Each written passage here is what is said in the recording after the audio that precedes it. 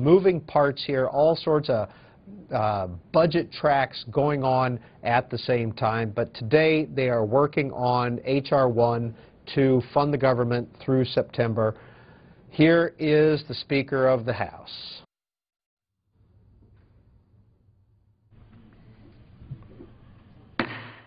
The House will be in order. The prayer today will be offered by our guest chaplain, Pastor Mark Williamson, federal intercessors from Houston, Texas.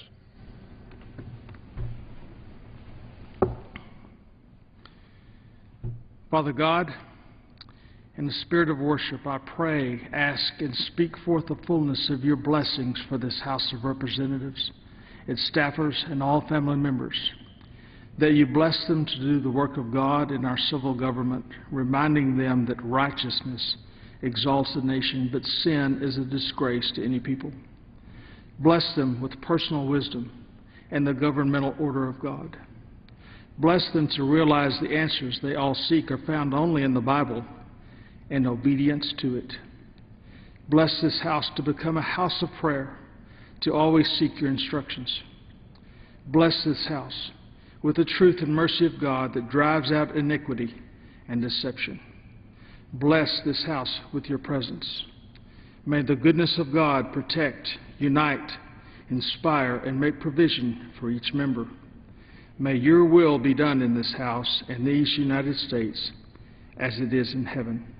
In the name of the Father, Jesus, your Son, and the Holy Spirit. Amen. Amen.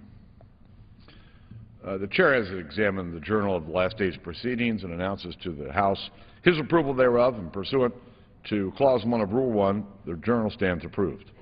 The Pledge of Allegiance today will be led by the gentleman from Missouri, Mr. Carnahan.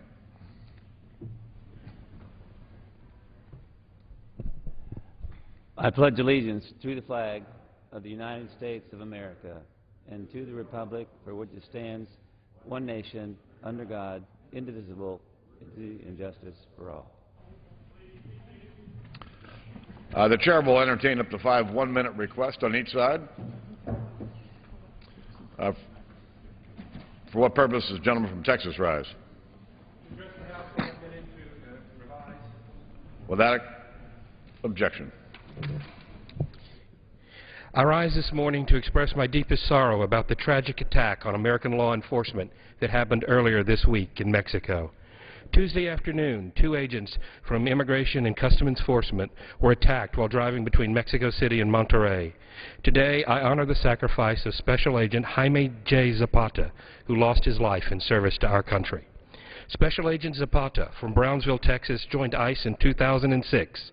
His brother also serves with ICE. A second agent, Victor Avila, was injured in the attack and remains in stable condition. My thoughts and prayers are with both agents and their families. These 2 brave men took dangerous assignments, and Agent Zapata made the ultimate sacrifice. They were 2 of the hundreds of ICE personnel throughout the country, or throughout the world, fighting the war on drugs, money laundering, smuggling, and human trafficking. I've been in contact with law enforcement, and they're working to ensure the perpetrators of this horrible attack are brought to justice. I offer my deepest condolences to the family of Special Agent Zapata. He died for a just cause and will be remembered as a man of courage and honor. Gentleman's time has expired. For purpose does the gentleman from Pennsylvania seek recognition? Without objection, so ordered. Mr. Speaker, I rise today to recognize the life of Major League Baseball player and manager Chuck Tanner, who died in his hometown in my district of Newcastle, February 11th at the age of 82.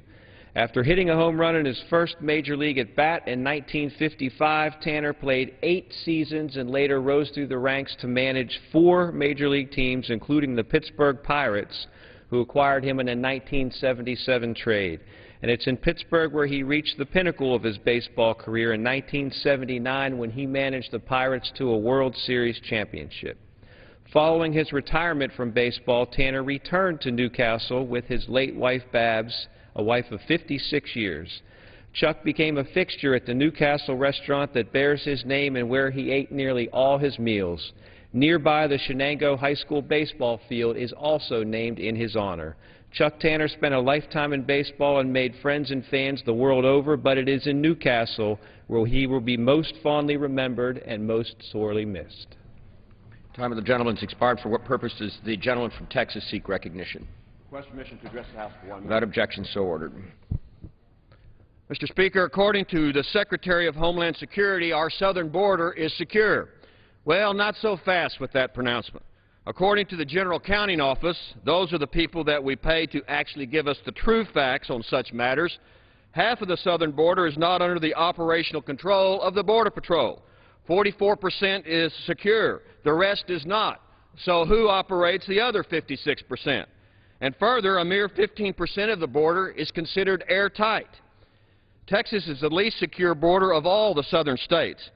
Our Border Patrol does a fine job, but they need some help. The border sheriffs are superior lawmen, but they are overwhelmed with cross-border crime. With 37% of the people in Texas border jails foreign nationals, those sheriffs, like the Border Patrol, are outmanned, outgunned, and outfinanced. There is a border war going on, and it's time to send the National Guard to the southern border to protect the homeland. Homeland Security should deal in reality, not myth and propaganda, and realize that over half of the border is the wide open spaces and remains porous to the drug bandits. And that's just the way it is. I yield back. For what purpose does the gentleman from California seek recognition? Without objection, so ordered. Right now, Congress' top priority should be creating jobs and lowering the deficit with intelligent spending cuts. The President's proposed budget is a good starting point, putting us on track to lower the deficit by $1.1 trillion over 10 years. But instead of focusing on a bipartisan approach, the Republican spending includes cuts that will destroy jobs, and I say destroy jobs, and kick hundreds and thousands of children to the curb, 55,000 less teachers in a classroom, 300 police officers on the streets, 200,000 kids kicked out of Head Start, while many Republicans live in their Capitol office. If the Republicans are serious about cutting the deficit, then why were they so happy to support the tax cut for the wealthiest few Americans? Today's debate is about the haves and the have-not. Unfortunately, the have-not, once again, are getting the short end of the stick. Let us put aside this misguided bill and work together on a reasonable budget to put America's family first. I yield back the balance of my time. For what purpose does the gentlelady from Michigan seek recognition? Unanimous consent to address the House for 1 minute. Revise and extend. Mr. Speaker, I rise to express our deepest sorrow about a terrible attack against two agents from the U.S. Immigration Customs Enforcement while they were driving between Mexico City and Monterrey, Mexico. Special Agent Jaime Zapata tragically lost his life in his service to our country. Special Agent Zapata joined ICE in 2006, and he was most recently detailed to ICE's attaché office in Mexico City. We also send our thoughts and prayers to the second agent, Victor Avila, who was injured in the attack and remained in stable condition, and we pray for him to have a speedy recovery. Honorable agents like these two men have our nation at the forefront of their minds each and every day. They work day in and day out on our borders, protecting our nation's citizens, and we take pride in the dedication that they have. We are blessed to have brave men and women who work in the service of our nation every day. Their work can never be underestimated. Our deepest condolences go out to the families of these brave men, of these great American patriots. I yield back. Gentleman from Missouri.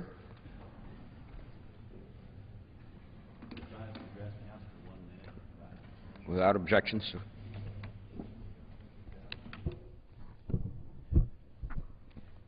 Thank you, Mr. Speaker. I rise this morning in strong opposition to the Republican spending plan that would hurt Missouri families that I represent and make it harder for police to keep our neighborhoods safe. In St. Louis, we learned yesterday that a $4.6 million budget shortfall for our city's police department might not be covered, which would cost the city 65 active duty officers.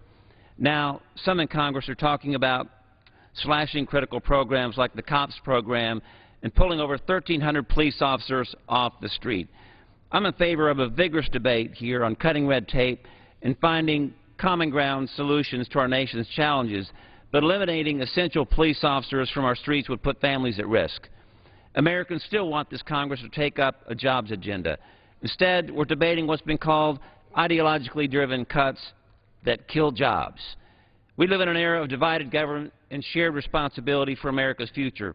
I look forward to working with members of both parties to make tough choices before us and to finally be able to take up the jobs agenda that our constituents need. I yield back. Gentleman from Mississippi. Unanimous consent to address the House for 1 minute. Without objection, so ordered. Mr. Speaker, last week written across America's newspapers were headlines of how Egyptians stood up to what they viewed as a restrictive and arbitrary government. Perhaps those protests should serve as a wake-up call for us all, if for no other reason than for where they took place. You see, just east of Cairo is the Suez Canal and the Sumed Pipeline, which combined nearly carried 5 million barrels of oil a day to countries around the world. Egypt's future remains uncertain, and because of the restrictive and arbitrary anti-drilling policies imposed by President Obama, so does the future for thousands of families in South Mississippi. By refusing to issue new drilling permits, this administration continues to impose a de facto moratorium on U.S.-based companies, which is having a devastating effect on Gulf Coast families. Having worked on an offshore platform, I know firsthand the impact those jobs have on the local economy. Without drilling in the Gulf, many small businesses will suffer as more jobs are lost, and the effect of those lost wages trickle throughout the economy. Mr. Speaker, you don't ground the entire airline industry when there's an airplane crash. Now's the time for this administration to do what's right for the American people by allowing further offshore exploration and reducing our reliance on foreign sources of oil. I yield back. Gentleman from New Jersey. Without objection.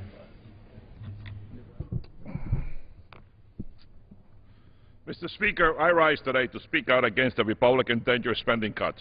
Our commitment to reducing our deficit must not come at the expense of our nation's future and the security of our communities. The Republican spending bill is irresponsible and reckless, and the proposal would eliminate jobs at a time where we need to create them the most. It would have cut funding for 1,300 police officers through the COPS hiring program and eliminate 2,400 jobs for firefighters through the SAFER program. By cutting transportation funding, this bill eliminates 3,427 jobs in New Jersey alone.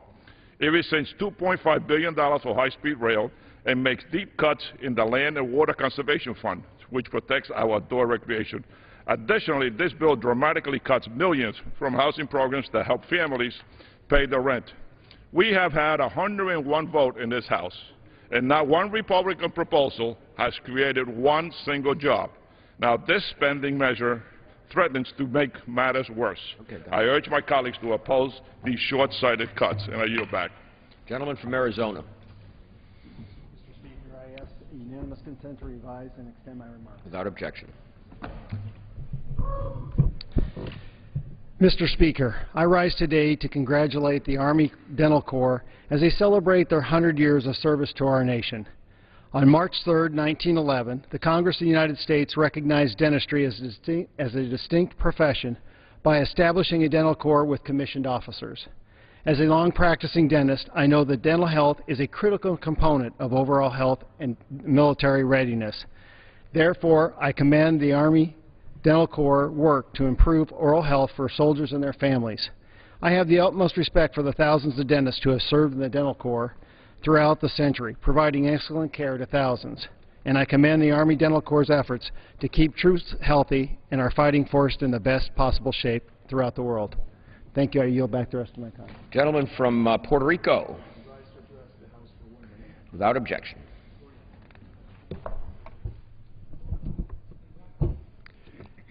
Mr. Speaker, I'm compelled to respond to remarks delivered yesterday on this floor by my colleague, the gentleman from Illinois, in which he harshly criticized the duly elected government of Puerto Rico and the island's chief federal judge. The speech was inappropriate and insulting to the people of Puerto Rico. I hope such action will not be repeated.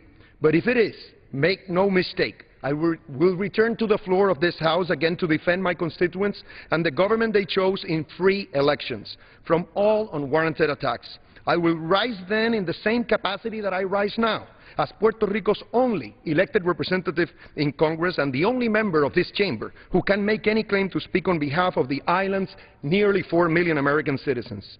I will fight for my people because it is my privilege, my honor, and my duty to do so. I will be entering my full statement for the record. Thank you, and I yield back the balance of my time.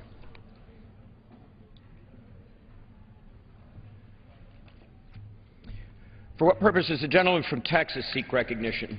Mr. Speaker, pursuant to House Resolution 93, I call up H.R. 514 with the Senate amendment thereto, and I have a motion at the desk. Clerk will report the title of the bill, designate the Senate amendment, and designate the motion. H.R. 514, an act to extend expiring provisions of the USA Patriot Improvement and Reauthorization Act of 2005 and Intelligence Reform and Terrorism Prevention Act of 2004 relating to access to business records, individual terrorists as agents of foreign powers, and roving wiretaps until December 8, 2011. Senate Amendment. Mr. Smith of Texas moves that the House concur in the Senate amendment. Pursuant to House Resolution 93, the motion shall be debatable for 1 hour with 40 minutes equally divided and controlled by the Chair and Ranking Minority Member of the Committee on the Judiciary, and 20 minutes equally divided and controlled by the Chair and Ranking Minority Member of the Permanent Select Committee on Intelligence. The gentleman from Texas, Mr. Smith, and the gentleman from Virginia, Mr. Scott, each will control 20 minutes. The gentleman from Michigan, Mr. Rogers, and the gentleman from Maryland, Mr. Ruppersberger, will each control 10 minutes. The Chair recognizes the gentleman from Texas. Mr. Speaker, I ask unanimous consent that all members have 5 legislative days to revise and extend their remarks and include other materials on H.R. Without objection, 514. Mr. Speaker, I yield myself as much time as I may. Gentleman's recognized. Mr. Speaker, the Senate amendment to H.R. 514 extends the 3 expiring provisions of the Patriot Act for only 90 days. I am disappointed that the Senate refused to agree to the 10-month extension approved by the House earlier this week. Repeated short-term extensions of these authorities create uncertainty for our intelligence agencies. They don't know if the tools they rely on to keep America safe today will be available to them tomorrow. That's why the House sought a 10-month extension to allow sufficient time to reauthorize the law while providing greater certainty to the intelligence community. With adoption of this amendment, the House and Senate will now have to move expeditiously to approve a Patriot reauthorization bill so we can avoid the need for another short-term extension. It is important that the House approve this 90-day extension today to keep the expiring intelligence gathering provisions in place. In a recent letter to Congress, Director of National Intelligence Admiral Clapper and Attorney General Holder said that, quote, "It is essential that these intelligence tools be reauthorized before they expire, and they have been used in numerous highly sensitive intelligence collection operations," end quote. Last week, Homeland Security Secretary Janet Napolitano warned that, quote, "The terrorist threat is at its most heightened state since the 9/11 terrorist attacks," end quote. Just this week, the FBI announced that the probability that the U.S. will be attacked with a weapon of mass destruction at some point is 100%. The head of the FBI's Weapons of Mass Destruction Directorate said that the type of attack that keeps him awake at night is an attack by the so-called lone wolf. With the likelihood of a weapons of mass destruction attack at 100%, we cannot afford to leave our intelligence officials without the tools they need to keep America safe. The war on terror is not over, but the terrorist threat is constantly evolving. We must fully arm our intelligence community with the resources they need to prevent another devastating and deadly terrorist attack. Mr. Speaker, I urge my colleagues to support the Senate amendment, and I reserve the balance of my time. Gentleman reserves his time. Gentleman from Virginia. Thank you, Mr. Speaker. Mr. Speaker, I rise in opposition to the motion to concur with the Senate amendment, which will have the effect of passing the extension of the expiring provisions of the USA Patriot Act and Intelligence Reform Terrorism Prevention Act. And I will yield 2 minutes to the gentleman from Massachusetts. The gentleman is recognized for 2 minutes. I thank the gentleman from Virginia for giving me a chance to go early. I particularly want to speak now because when we voted the second time in the Patriot Act, the first time I did vote against the extension, but the second time I missed the vote, my fault. But I want to make clear my opposition, not to an extension of the basis of self-defense that we have here, but of passing it unchanged and of a failure of the legislative process. We knew this date was coming. To extend this now, and the gentleman from Texas laments the fact that we weren't able to do it indefinitely without a chance to amend it. There was, when the bill came up twice, there was in neither case a chance to offer amendments. There isn't today, twice on suspension, once in a closed rule. To be presented with either or in this is a bad idea. There are things that can be improved. There are areas where there are excesses, and we have gone through a lot of symbolic activity in the legislative process this year. The vote to repeal the health care bill, a vote reaffirming that we would do oversight, which we have been doing and which is our duty. Time that could have been spent in committee working on a process, offering people a chance to amend, so we would not, for the third time, be confronted by the majority with up or down an unchanged Patriot Act. Of course we are supportive of continuing our ability to defend ourselves, but not without some refinement, not without some look and say, yes, there are ways we can do this that are more respectful of the liberties of the average American, but would not endanger in any way our national security. And for the third time, we're being denied a chance to do this, and I therefore will join my colleagues in opposing this, not because we don't want to see any extension at all, but because we want a chance to work on it so we can do an extension of much of this act, but with some improvements. And I yield back my time. Gentleman's time has expired. Who seeks time? Gentleman from Texas. Mr. Speaker, we'll reserve the balance of our time. Gentleman from Virginia.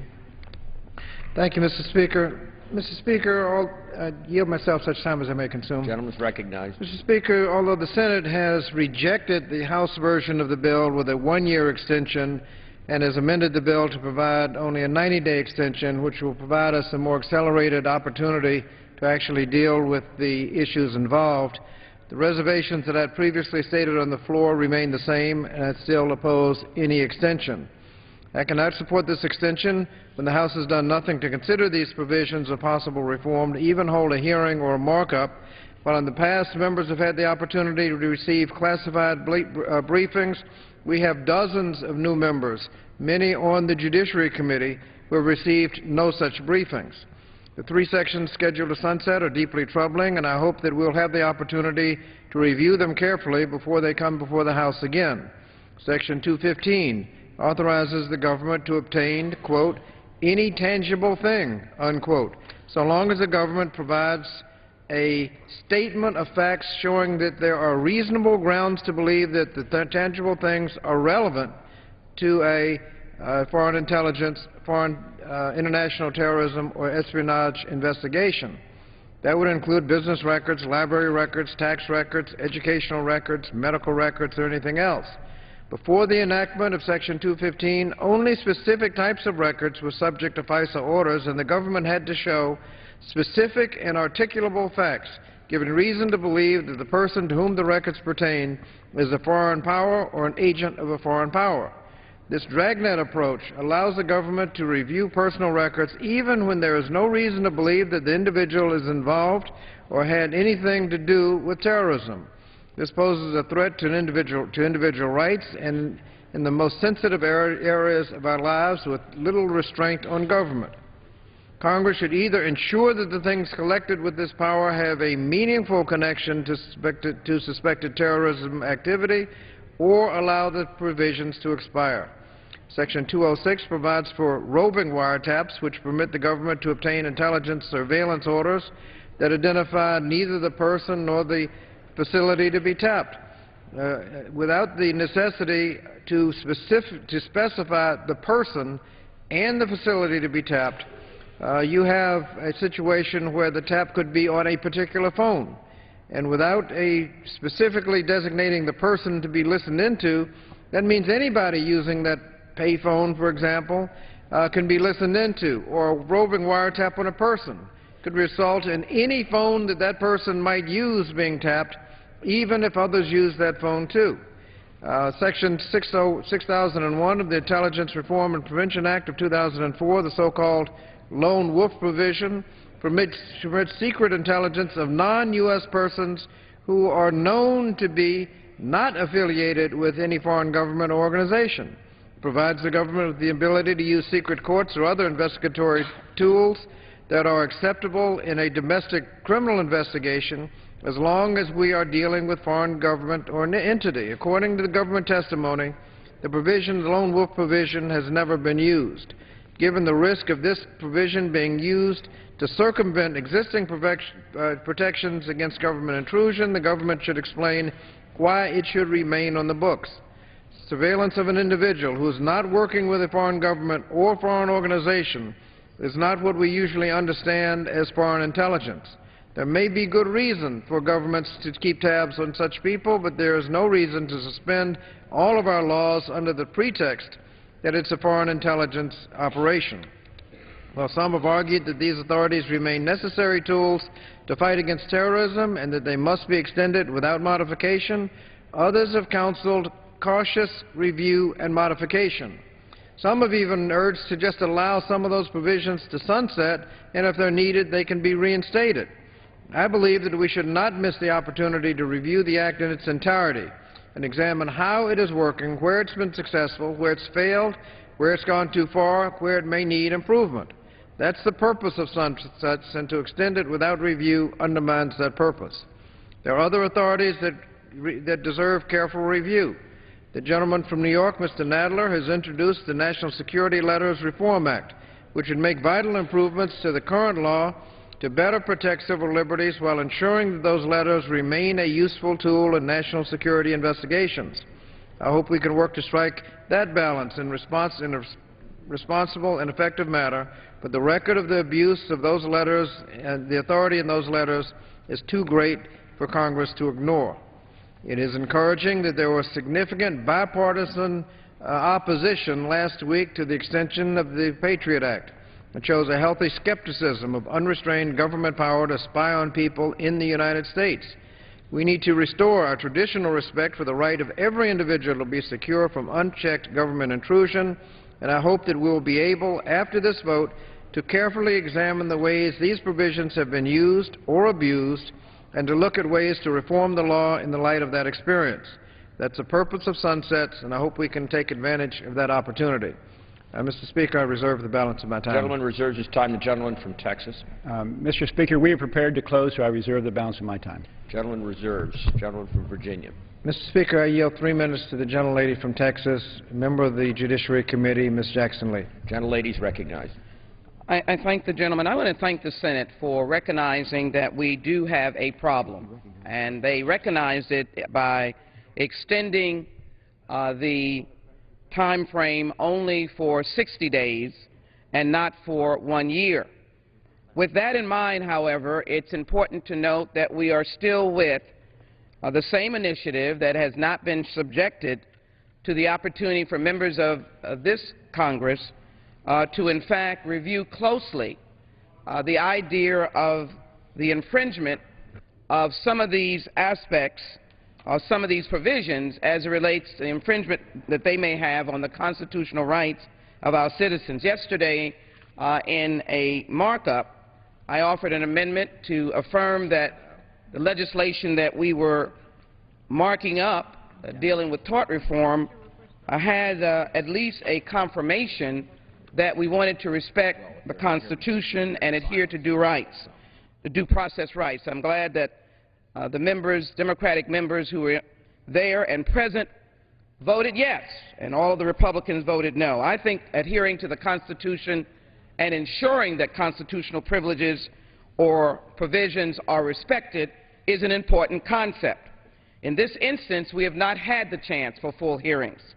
And I'm very glad to note, Mr. Chairman, Mr. Speaker, that in the 111th Congress we did. But unfortunately, even the amendments that were passed in that Congress, bipartisan amendments, were not in this initiative that was passed by the House.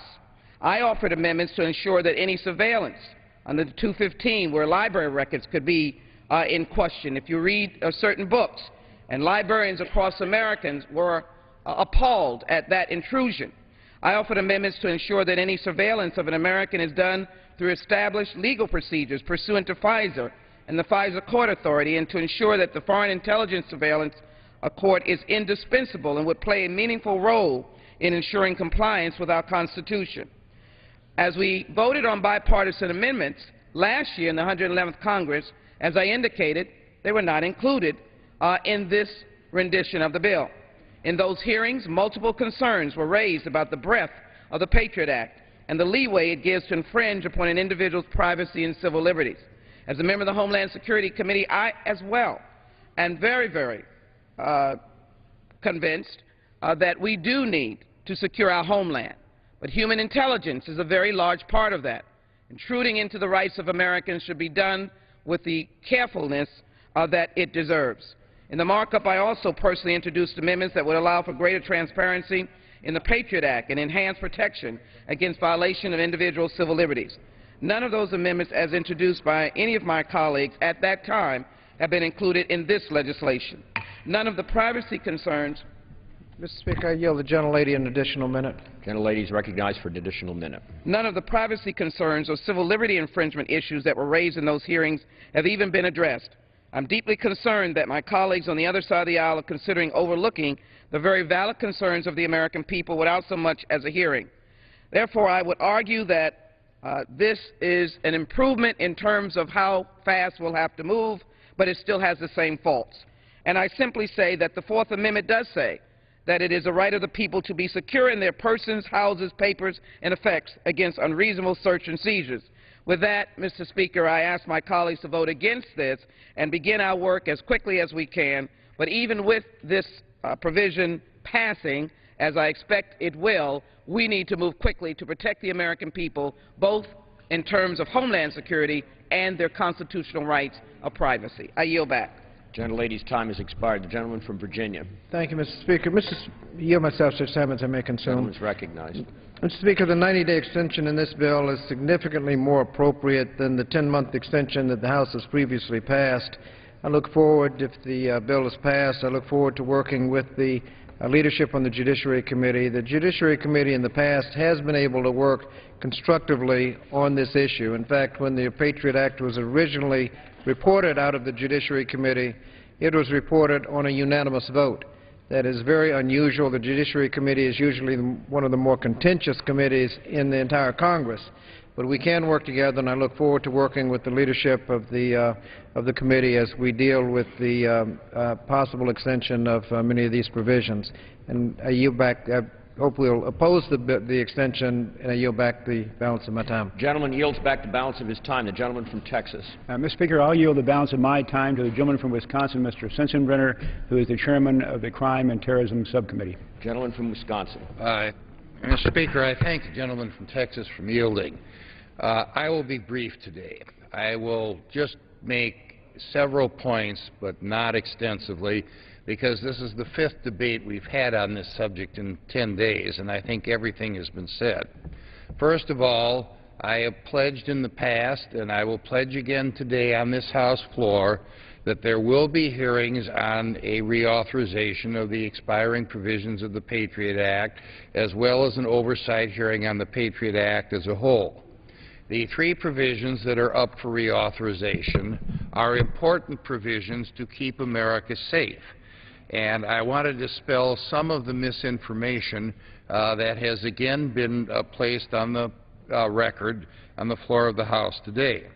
First of all, Section 215, which is the business records provision, has more strict standards for the issuance of a FISA warrant than the issuance of a grand jury subpoena in a criminal record. And only business records can be obtained.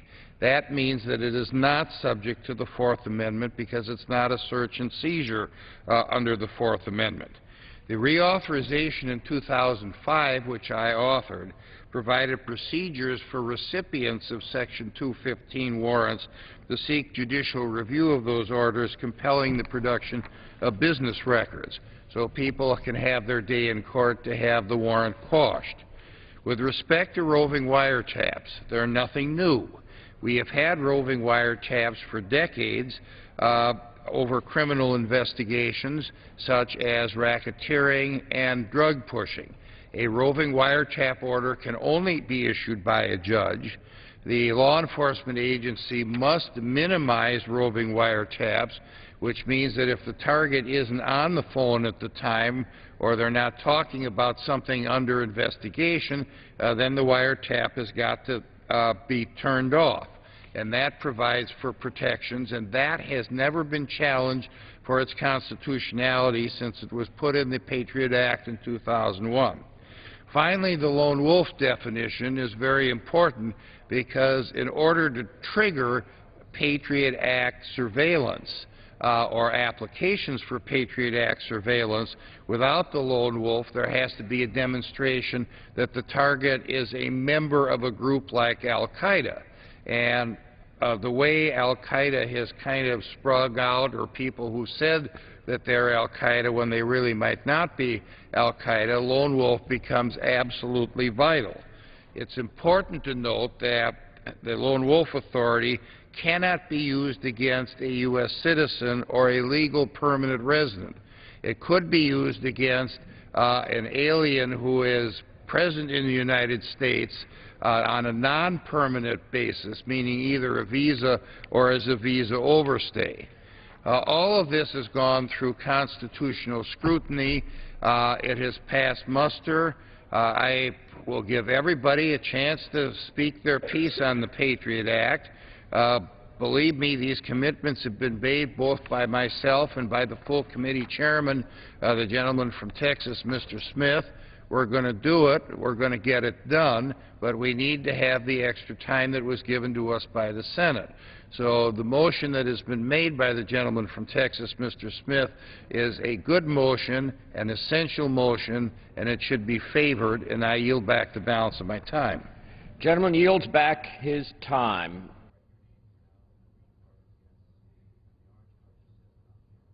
Okay. Thank you, Jim.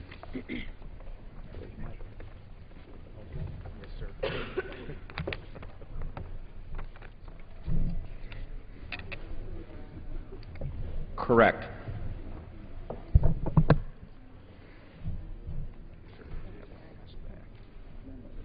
For what purpose does the gentleman from Michigan seek recognition? In the claim of our 20-minute debate, 10-minute per side, sir. The gentleman is recognized. Thank you, Mr. Speaker. I rise in support of the Senate amendment. We've already had a lengthy debate on this legislation. There is a bipartisan consensus that these important tools for our intelligence community cannot be allowed to lapse. The Senate amendment, which was also supported by a wide bipartisan margin in the other body, will keep these three needed priorities in place for the next 90 days till May 27th. While I have strong concerns about the short-term extension and how that will compress the time needed to have a full and complete debate over the longer-term reauthorization, I will support the Senate amendment in order to make sure that these tools remain available. As I said earlier in this week, in this debate, it makes very little sense to me why we would not have the tools like roving wiretap authority and authority to obtain business records in terrorism and spy cases when the same tools are readily available in criminal cases, often with fewer protections for civil liberties. Mr. Speaker, I have said before, I think this is one of the most misrepresented and misunderstood pieces of legislation I think I've ever seen. The things that exist in the ability for an FBI agent to conduct in criminal activities, including business records, including roving wiretaps, are just being extended to the FISA court, the Foreign Intelligence Surveillance Act court, to go against terrorism and espionage. That's the only difference here. It has been an important tool to keep America safe the last 10 years. I look forward to a thoughtful debate outside of the political rhetoric about what people believe this act to do and what it really does do to keep Americans safe. And if you believe that an FBI agent should be able to get a subpoena for business records to solve a crime, then clearly you believe that the same FBI agent should go to a FISA court to get a court order, which is a higher standard, for business records to prevent a terrorist attack. It's the only difference in these two I think, misunderstood provisions. And with that, Mr. Speaker, I would reserve the balance of my time. Gentleman reserves his time. Gentleman from Maryland. Thank you, Mr. Speaker. I yield myself such time as I may Gentleman's consume. recognized. I rise to address the Senate amendment to H.R. 514, which would reauthorize 3 expiring provisions of the Patriot Act for an additional 90 days. Mr. Speaker, my position today remains the same as it was 3 days ago when we passed H.R. 519. As I said then, I would like to see a 3-year extension of these authorities until 2013, similar to S-289, which is currently pending in the Senate. The President supports a 3-year extension, too, believing as I do that a 3-year term would give our nation's intelligence and law enforcement agencies predictability and certainty in the conduct of their critical work. Setting a 3-year sunset would also take this debate out of the political realm of an election season, which I think is the best way to approach things. This should be a matter of what is best for America with regard to electoral politics. I know that there are varying opinions on my side of the aisle, and principled members feel strongly in both directions. That's why I support reauthorization with a sunset, so we can take a second look at the authorities in 3 years to make sure they are being used properly and individual civil liberties are being protected, a critical consideration as we move forward. I believe including a sunset in the legislation provides the proper checks and balances necessary to ensure we are doing all we can to protect Americans while also protecting Americans' constitutional rights. I don't think anyone in this chamber is happy with the position we're in now. Some of us wanted a 3-year reauthorization, some wanted a 10-month reauthorization, and some wanted no reauthorization. And now, here we are with 90 days, which ensures we'll be back here having this debate soon. I hope that we can use the next 90 days to hear from all sides and how we can improve the Patriot Act, and I hope that we can all decide to set the sunsets in the future in such a way to minimize the impact of politics so we can focus on getting the policy right. I yield back the balance of my time. Gentleman yields back the balance of his time. The gentleman from Michigan. Am I to understand, Mr. Speaker, there is no time available for the opposition. Is that correct? The gentleman from Maryland has yielded back the balance of his time. Seeing I have no further speakers, Mr. Speaker, I would yield back the balance of my time. Gentleman yields back the balance of his time, all time having expired. Pursuant to House Resolution 93, the previous question is ordered. The question is on the motion by the gentleman from Texas, Mr. Smith. All those in favor say aye. Those opposed, no. The ayes have it. The motion is adopted, and without a... Speaker, on that I demand the yeas and nays. Gentleman requests the yeas and the nays. Those favoring a vote by the yeas and nays will rise and remain standing. A sufficient number having arisen, the nays and yeas are ordered. The yeas and nays are ordered. Members will record their votes by electronic device. This will be a 15-minute vote.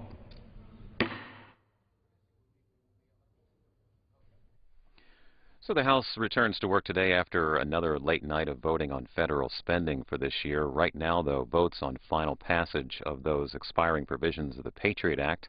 We'd like to get your take on whether or not those provisions should be extended. The numbers on the screen, 202-585-3885 for Republicans.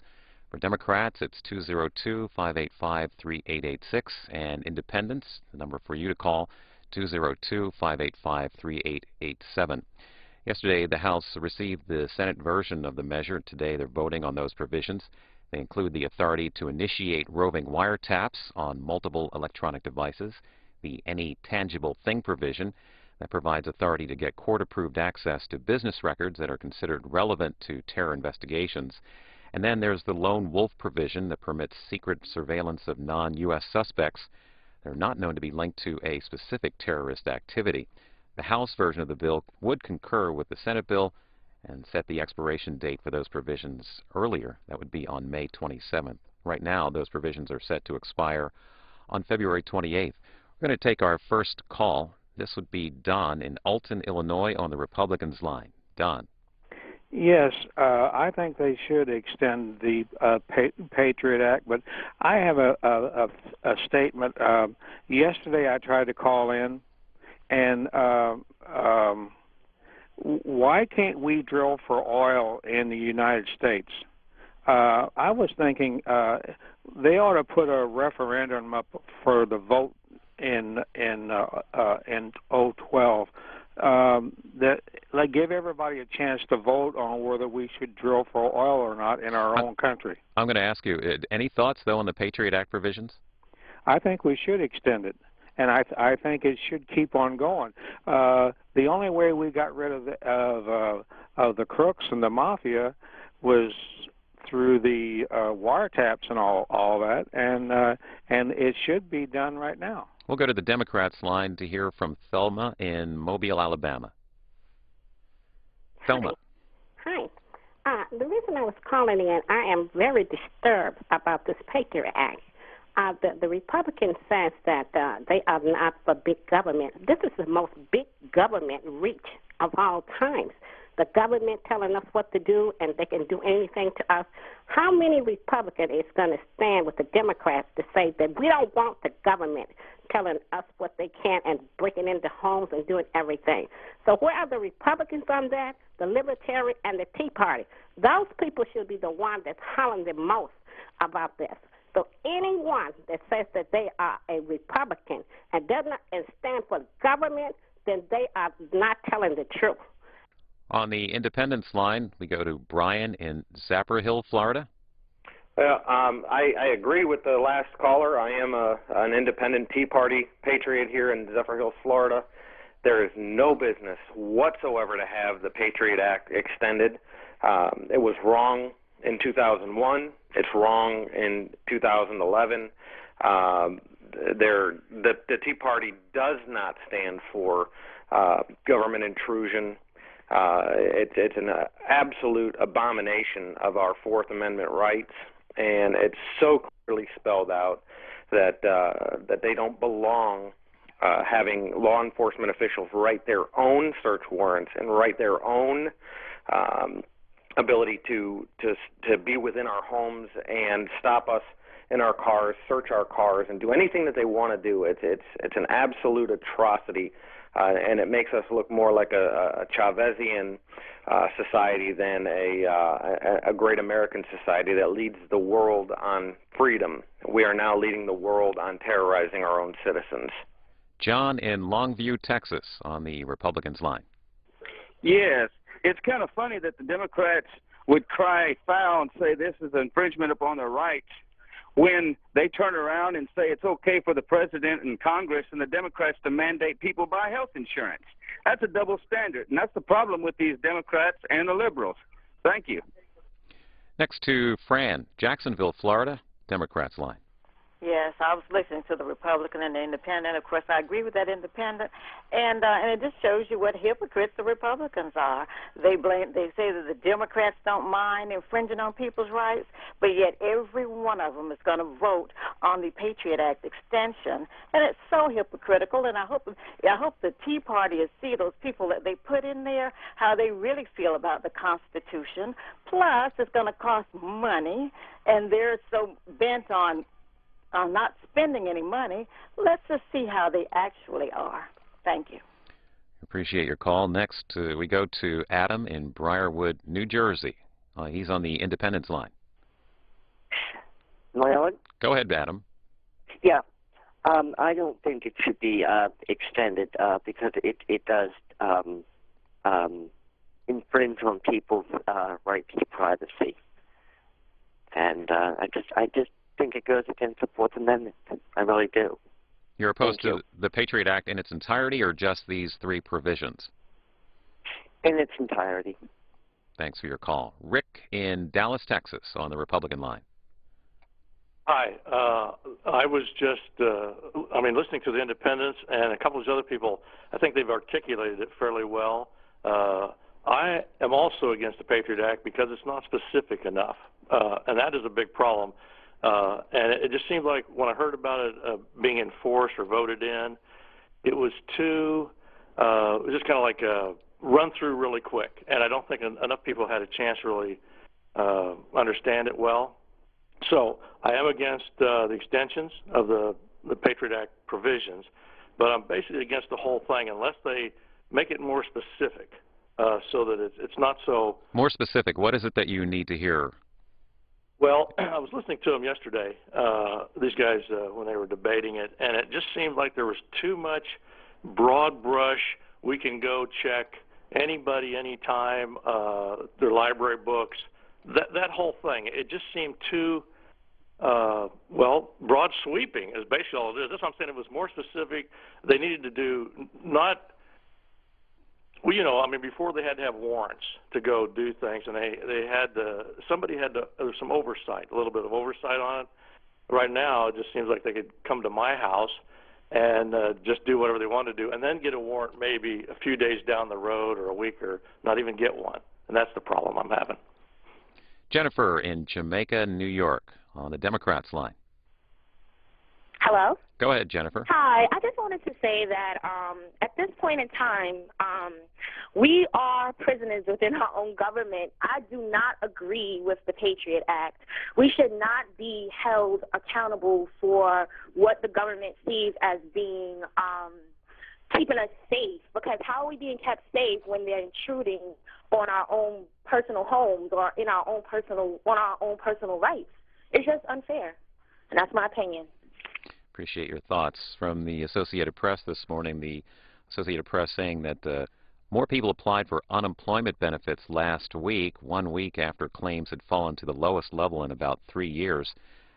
410,000 people sought unemployment assistance last week. That's a jump of 25,000 from the previous week, and a rise that was much larger than economists had expected. We're taking your calls as the House is voting on the Patriot Act. Should the Patriot Act provisions be extended? 202-585-3885 for Republicans, Democrats 202-585-3886, and for Independents, your number is 585-3887. Next call is, let's go to Lorraine in Dayton, Ohio. She's calling on the Independent line. Yes, I think the Patriot Act should not go into effect again. I think it should be abolished because we are in a controlled state. We have our money checked at the bank. You have to say, why aren't you doing this? You have to have everything checked. It's to the point now in your own home you feel like you're in prison because someone else outside of our country did something. It's not right. They need to look at all the aspects. And the reason why we put it in effect, because the government had broke the laws, and then they wanted to cover up why they did it, because they were doing the wiretaps anyway. We should address the problem. Government should do what they should do, and we still have our own personal rights. Torrington, Connecticut, Terry is calling on the Republicans line. Sir, first of all, I wanted to comment on C-SPAN. You're a wonderful educational tool. I learned so much by watching it. God bless you for having it. As far as the Patriot Act goes, I look at these people that must be living in another world, okay? The reason being, we have terrorism on every front, every country. It's prolific, okay? It's rampant. And people are afraid about them searching, the government searching their personal belongings. First of all, they're not going to even listen to you unless they have a reason, a good reason, okay? And that really just gets to me. I get so infuriated when I hear people talk about their civil liberties. It's either that or die. That's what it comes down to. We may not have any civil liberties because we may be dead. So if they want to look into anything that I do or say, God bless them, because I have nothing to hide. And it doesn't mean we're going to keep going toward a communistic, let's say, big brother state because of this. Times have changed. We live in a different world. And on that note, I'd like to say goodbye, and thank you, sir. To Valdosta, Georgia, and David on the Democrats line, is that correct? No, it's actually Stephen, sorry. Okay, Stephen in Valdosta. Go ahead. Yeah. The Patriot Act, no,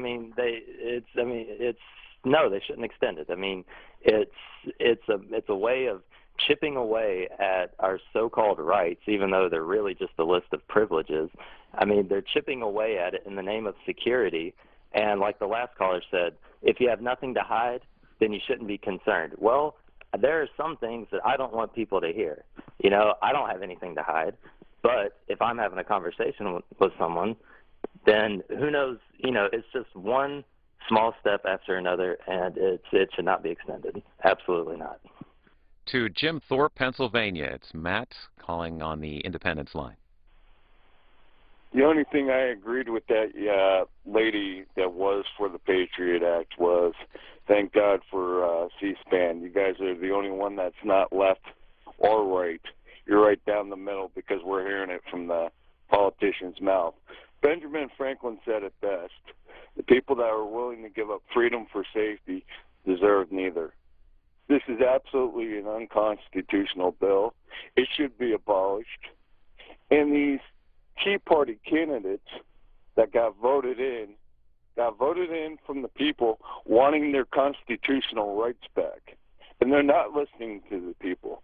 If you listen to the people that just today that called in, you would not abolish the Patriot Act.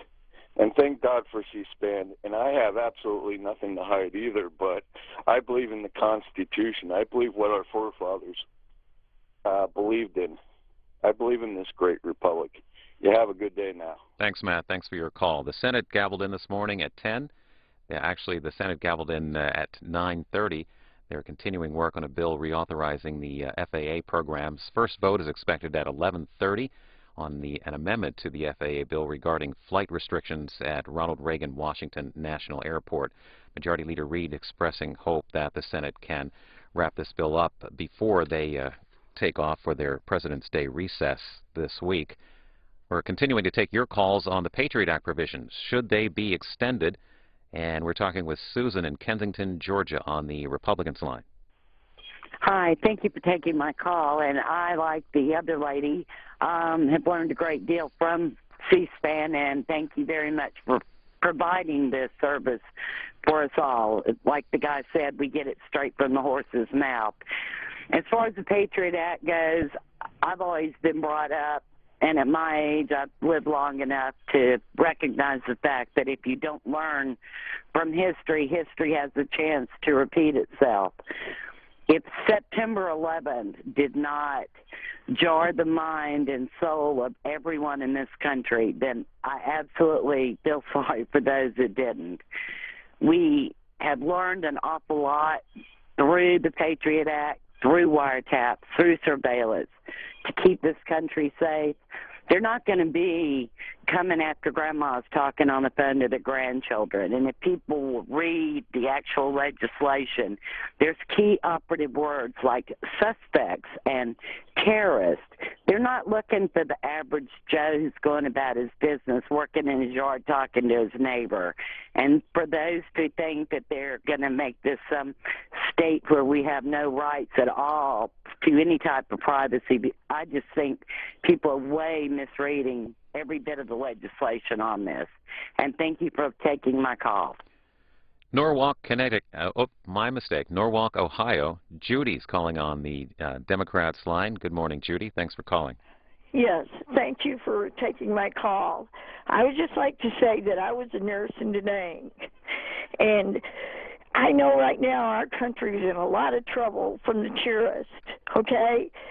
I'm sorry about all the people that seem to think that all their liberties being taken away. I was in a place where liberty was taken away, and you're not even close. The day those towers went down upset me so bad because I had been in those towers, and I knew at that point that this country would never be the same. And I agree with the ladies, it needs to be extended, but with one thing, better training for the police officers and the FBI or whoever's checking everyone, better training. But with our economy going down, what they're doing, they're laying people off. They're making their work harder. I really don't know what people want. And if they don't have anything to hide, they wouldn't say, but, no, they wouldn't. So that's all I got to say. Thank you very much. To Appleton, Wisconsin, the Independence line with words from Kerry. Howdy. I thank C-SPAN for their broadcasting of this and all their other broadcasting. I guess I have to agree with most of the independents. If you've ever been wrongly accused of a crime, try to defend yourself. Giving them more power to come along and do anything. Any tangible thing, pretty close to probable cause. Anything they want to, they can check you. Oh, you say, if they want to check your car and you say no, that's probable cause for them to do it. Where are the rights anymore? They're gone. Thank you. Randy in Syracuse, New York, the Republicans line. Hi, my name is Randy. I'm from Syracuse, New York, and I just want to thank C-SPAN. You guys are great, and the government is really transparent with you guys at work. I think as far as if you don't extend electronic provisions in the Patriot Act, it's the same thing as basically giving one of our soldiers in Iraq or Afghanistan a musket instead of an M16. Our intelligence people need the Patriot Act. Thank you so much. Appreciate your call. West Coast, and he is planning to push his plan to spend billions more on education. He plans to meet with Apple's ailing leader Steve Jobs and the chiefs of Facebook and Google in the San Francisco Bay Area. He'll also be touring Intel Corp's semiconductor manufacturing facility in Oregon. We're taking your calls on extension of the USA Patriot Act provisions, and again, numbers on the screen, 202-585-3885 for Republicans, Democrats 202-585-3886, and for independents it's 202-585-3887. And next to Bob in Fairport, Ohio on the Democrats line. Am I on? Go ahead, Bob. Okay. This is all laughable. We sit here and we celebrate democracy in Egypt, and then we have a Patriot Act that's nothing but an extension of the police state we already live in. This country's gone. We've lost our sovereignty. We're going to lose our sovereignty. And now with this banking crisis and all this, when the dollar fails, we're all going to be in trouble. Everybody should go on the Internet and study what's going on these days, the real facts of what's going on. And this Patriot Act was brought about by the 9/11 attacks. Let's find out who really did those attacks. And once we do, all this stuff will be moot. That's all I wanted to say. I'm ashamed to be an American. When I was a kid, we used to laugh at Russia the way they treated their people, and we're getting it now. So you people, everybody better wake up. John in Cadiz, Ohio, Independence line. Thank you for taking my call. That last caller seemed pretty laughable on the application. People need to understand the narrow application of this law and who it applies to. It doesn't apply to any U.S. citizen that is a true patriot and loves his country. It applies to our enemies, people who would want to tear down what we have and what we have to enjoy in this country. And I'll leave it at that. And naturally, I support the application of the Patriot Act and the efforts of our law enforcement people to protect us in this country. Thank you for taking my call. To the West Coast, Monterey, California, on the Republicans line, Lisa. Hi, I also want to agree with the other gentleman. If he is so ashamed of being an American, he's more than willing, he can move out of America if he's so ashamed. But, if people don't have anything to hide, then they shouldn't worry about the Patriot Act. I mean, the hypocrisy of people saying that they're against the Patriot Act, and yet with the health care bill, the IRS is going to go into every single person's lives to see if they're buying health care, and if we're not, they want to tax us on it. I mean, it's hypocrisy. I mean, yet the government can come into our lives to sit there and make us buy health care, which is unconstitutional, by the way, and yet they don't want to have the Patriot Act to keep Americans safe. If you don't have anything to hide, you shouldn't have to worry about anything. I mean, I support the Patriot Act. I have no problem if they want to listen to my phone calls. If they want to look into anything, that's fine with me. I object to the intrusion of government coming in to try to mandate and force me to buy something that I don't want to buy. And that's the hypocrisy of, people saying that people coming into your lives for the Patriot Act, yet they're not objecting to the IRS penalizing or taxing you or going into your IRS records and going through your whole life to see if you're doing something that the government wants to make you have to buy. It is absolutely ridiculous, and I do appreciate C-SPAN. I watch you every day. I talk to people, about what's going on in this country. And I know I get educated by watching your program, and I tell people, unless you know what you're talking about, don't sit there and try to argue with me. You watch and you see what's going on with this country, and you would be terrified. So I appreciate you taking my call. And thanks, Lisa. To Marilyn, and let's see, she's in Baltimore on the Democrats line. Good morning. I have to disagree with that lady. I don't think health care has anything to do with the Patriot Act. I am for it as far as for foreign terrorists. As far as domestic people, the United States Americans, I think it's totally overreach. They are in violation of the First, Fourth, Eighth, and 14th Amendment. And I think they use it for people that they don't like. If you're the type of person like me who speaks out about a lot of the wrongdoings or the injustices, maybe say you may have filed a discrimination complaint for whatever it could have been against them, then maybe they put your name on that list and then they start harassing you. And this is no better than what they used to do back in the 60s when they used to go after civil rights groups for speaking out. They had, I think, King under surveillance. They had him as a terrorist for Senator Kennedy. The list goes on. And I think it's horrible. I think it's an overreach. I think they should stop doing that. I think they have no right to tap people's phones, their emails. I mean, it's gotten to the point where someone told me that they even have the technology where they can listen to you inside your home. I know it sounds crazy. They even got to the point there where they're using this helicopter surveillance. So I'm totally against it. I'm for it as far as to keep away the foreign terrorists, but not for the Americans. And the lone wolf, I want to talk about this lone wolf. What does that mean? I mean, that's a Native American term, and I think that's disrespectful to the Native Americans. Thanks a lot. Joshua in Fayetteville, North Carolina. That's Fayetteville, correct? Yeah, that's correct. Calling on the Independence line. Yeah, thanks for taking my call. I'd like to name a couple problems that our country is going through with also a solution to them. We name all these problems that our country is going through, but we don't really name a solution to them. I think a solution to fixing our $14 trillion national debt, I know it's kind of going off topic, but that might be to legalize marijuana. Let's see if we can keep it on topic, Joshua. Let's talk about the Patriot Act. But we're looking for solutions that we're spending more than we're making. So I don't it's kind of hard to pass bills and stuff that are put money. I think we need to look at more solutions to for our funds and our financial problem. Thanks for taking my call. I think we got your point. Thanks. On to Mike in Fort Mojave, Arizona, Republicans line. Yes, good morning. Thank you for taking my call. I get a little upset when my government asks me that they're going to ask me to give up my rights, some of my rights, or they're going to take away some of my rights in order to defend me against my enemy that is trying to take away my rights.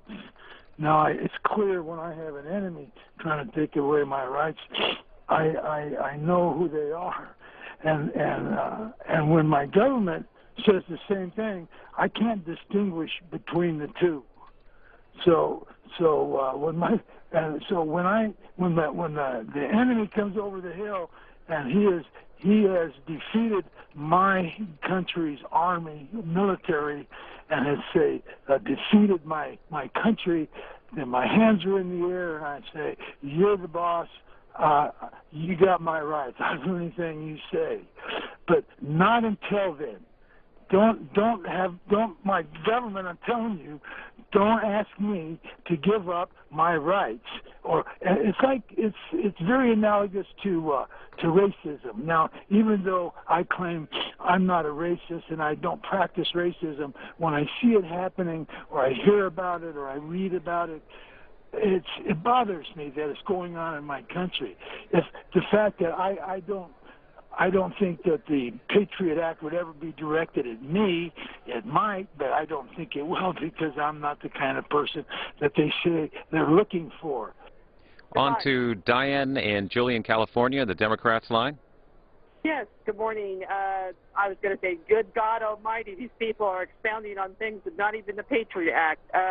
First and foremost, It should not be extended. It should be looked into, and I agree with Representative Sheila Jackson. Diane, we're going to stop you there. Thanks for calling. The nays are 143. The motion is adopted. Without objection, a motion to reconsider is laid on the table. Members, please clear the center aisle. Members, please clear the center aisle.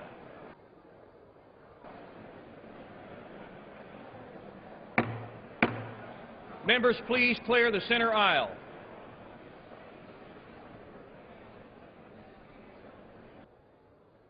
Chair will receive a message. Mr. Speaker, a message from the Senate. Mr. Speaker, I've never heard about it. Secretary. I have been directed by the Senate to inform the House that the Senate has agreed to ESCOM Res 6, commending the National Association for the Advancement of Colored People on the occasion of its 102nd anniversary, in which the concurrence of the House is requested.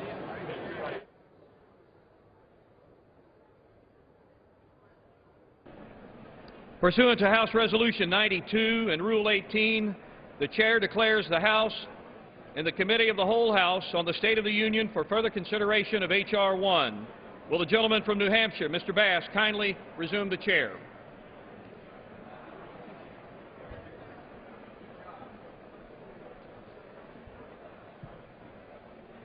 The House and the Committee of the Whole House on the State of the Union for further consideration of H.R. 1, which the clerk will report by title. A bill making appropriations for the Department of Defense and the other departments and agencies of the government for the fiscal year ending September 30th, 2011, and for other purposes. When the Committee of the Whole rose earlier today, the amendment number 68, printed in Congressional Record offered by the gentleman from Colorado, Mr. Polis, had been disposed of, and the bill had been read through page 359, line 22. Pursuant to Clause 6 of Rule 18, proceedings will now resume on those amendments printed in the Congressional Record on which further proceedings were postponed in the following order. Amendment number 85 by Mr. Pompeo of Kansas, amendment number 176 by Mr. Wahlberg of Michigan, amendment number 249 by Mr. Canseco of Texas, amendment number 381 by Mr. Reed of New York, amendment number 565 by Mr. Bass of New Hampshire, amendment 457 by Mr. Flake of Arizona, amendment 276 by Mrs. McMorris Rogers of Washington, amendment 532 by Mr. Young of Alaska, amendment 410 by Mr. Price of Georgia, amendment 100 by Mr. Weiner of New York, amendment 248 by Mr. Canseco of Texas, amendment 29 by Mr. Heller of Nevada, amendment 43 by Mr. Sessions of Texas. The chair will reduce to 2 minutes the time for any electronic vote after the first vote series. This is a 15-minute vote.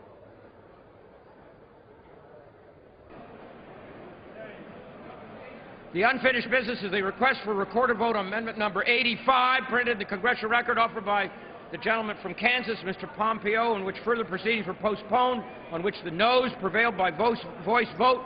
The clerk will redesignate the amendment. Amendment number 85, printed in the Congressional Record, offered by Mr. Pompeo of Kansas. The recorded vote has been requested. Those in support of request for recorded vote will rise and be counted. A sufficient number having arisen, a recorded vote is ordered. Members will record their votes by electronic device. This will be a 15-minute vote. So with the Patriot Act passed, the House moves on to amendment votes to the spending bill for 2011. This is the third day of debate on the bill. The House was in until 3:40 this morning working on more of the nearly 600 amendments, and most of the day today will be taken up with voting on those amendments. If they finish the bill today, it'll be sent to the Senate for consideration during the last week of this month. The current continuing resolution expires on March 4th. Right now, they're voting on the Mike Pompeo of Kansas amendment that would reduce by $7 million the bill's funding for the Forest Service. It's a 15-minute vote, and while the House votes, we'll get a look at what the House has been up to on the resolution amendments from a reporter who covers the House, and then we'll take your phone calls. Now joining us on the phone is Russell Berman. Russell Berman is a congressional reporter with the Hill newspaper. Mr. Berman, what got accomplished in the late hours last night in the House of Representatives, and what's on the agenda for today? Well, the key thing that the House accomplished overnight was to complete the reading of the 359, page continuing resolution to fund the government. And so they finished reading the bill. There's going to be a series when they come in this morning, starting as early as 9:45. They're going to have a series of about a dozen votes on amendments from the reading of the bill. And then throughout the day, they're going to have votes on the remaining amendments that were stacked at the end of the bill, waiting for the reading of the bill to be done. So it's going to be a marathon day of voting on amendments, and they hope to complete the bill sometime late afternoon, but it could go well into the evening. How many amendments to the bill to fund the government through September of this year have been allowed? So far, there have been votes on, I believe, 21 in terms of roll call votes where everybody votes on them. They've also dispensed with a series of bills by voice vote, a handful or so over the last couple of days. But there remains to be, I believe, 12 or 13 votes this morning. And then the bulk of the amendments submitted, there was a total of 583 amendments submitted, but the bulk of those, 270, are waiting now for the end of the bill. So we could have several dozen, if not more, votes today. Once this bill finally finishes in the House, what happens to it then, Mr. Berman? It'll go to the Senate, where it will be met pretty coldly by the Democratic leader, Harry Reid, assuming it emerges from the House with as many cuts as it looks like it will, more than $100 billion. And so the Senate will take it up, but what's going to be key is whether the House and the Senate simultaneously work on a short-term funding bill, because it's likely that they will not be able to agree on this bill before the March 4th deadline. So they're going to have to start work on a separate bill that would fund the government for a couple of weeks to buy them some time to negotiate on this longer-term bill. And is that the word on the Hill right now, that that's potentially the route that's going to be taken? We'll have another budget track, and that would be a short-term CR? Yeah, we've heard that there are already some discussions between the Democratic chairman of the Senate Appropriations Committee, Chairman Inouye from Hawaii, and House Republicans. There's an acknowledgement that this is going to take some time, but it's going to be tricky because there's going to be a certain number of House Republicans on the conservative side, some of the Tea Party-backed freshmen, who are not going to want to continue funding at this level for any amount of time if they have the choice. So it's going to be a little bit tricky. So again, this is the first of 13 amendments to the federal spending bill. Right now, a 15-minute vote on the Pompeo amendment, reducing funding for the Forest Service by $7 million. Here is Congressman Pompeo right now discussing his bill on the floor earlier. Mr. Chairman, I offer this amendment to return just under $8.5 million to the United States taxpayers by sending $8.5 million to the deficit reduction account. In November, America elected a different set of leaders to this House of Representatives. They elected a set of leaders that understand job creation. But the EPA has not gotten the message. This Congress has refused to pass cap and trade, and yet EPA continues down the road to try and implement cap and trade through regulations when there's no statutory authority to do so, and it's beyond its constitutional powers. Now, my amendment takes on only one very costly piece of the EPA's effort to destroy jobs, the greenhouse gas registry. I'm not against bridal registries or even the registration of property deeds, but forcing businesses to comply with these unnecessary and burdensome regulations will destroy jobs in Kansas and all across America. This registry drives up the cost of doing business, all with the asserted mission of satisfying the left's obsession with regulating every nook and cranny of our existence. Now, EPA would, I'm sure, tell you that they're simply collecting a little bit of data on greenhouse gases, that this registry is just a very innocent effort to learn a little bit more about who is emitting greenhouse gases, who or what. But this data is the very foundation of the EPA's effort to pursue its radical anti-jobs agenda. Indeed, continuing the greenhouse gas registry at currently funded levels will permit the EPA regulatory nose inside the job-destroying tent. We cannot head down this path. Now, the amendment I'm proposing is very modest. In 2006, the registry had $3.2 million appropriated. That was increased to almost $16 million.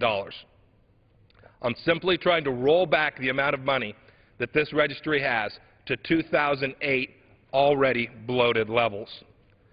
Mr. Chairman, until about 45 days ago, I was in the private sector. I was running a small business. I can attest to you that this greenhouse gas registry, an attempt to implement cap and tax, will destroy jobs in Kansas. It will increase the cost of manufacturing for every Kansas airplane manufacturer. It will increase the cost of energy for every Kansas farmer. And it will increase the cost of energy for every Kansas family. And with unemployment at record levels and energy prices already high, America cannot afford this additional government mandate. And our taxpayers would be well served by reducing the funding to this misguided greenhouse gas registry. Please join me in rolling back to 2008 levels the amount of funds appropriated for the greenhouse gas registry. I yield back my time. The gentleman yields back. For what purpose the gentleman from Virginia rise? Mr. Chairman, I rise to strike the last word. The gentleman is recognized for 5 minutes. I rise in opposition to the Pompeo amendment, which would basically strip all funding from EPA's greenhouse gas reporting program. It's part of an effort to ignore what scientists tell us is the most serious environmental problem of our time, climate change. Some Republicans have introduced legislation that would repeal a scientific finding that greenhouse gases pose a danger to human health.